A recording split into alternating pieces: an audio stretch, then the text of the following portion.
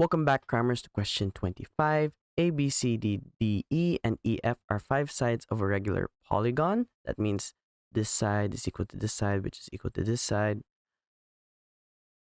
RST, SCU, and BCV are straight lines as seen. RST is parallel to CD, so we can see it's like this. Angle RSC is 128 degrees. Angle UCV is 32 degrees. Work out how many sides the polygon has. So first off, we can see that this is a straight line. And since these are parallel, we know that this angle is congruent to this angle. So this is 128 degrees. Again, we can see that this and this means that this angle is congruent to 32 degrees. 32 degrees. Okay.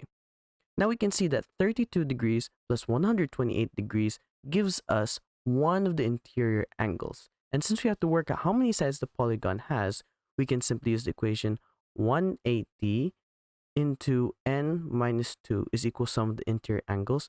But we want to get only one of those angles, and since we don't know how many sides there are, we simply divide it by n. So that means that here, 180 into n minus 2 divided by n is equal to 32 plus 128.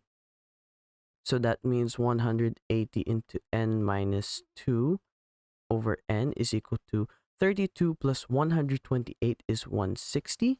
I can multiply n on both sides to cancel out, multiply by n.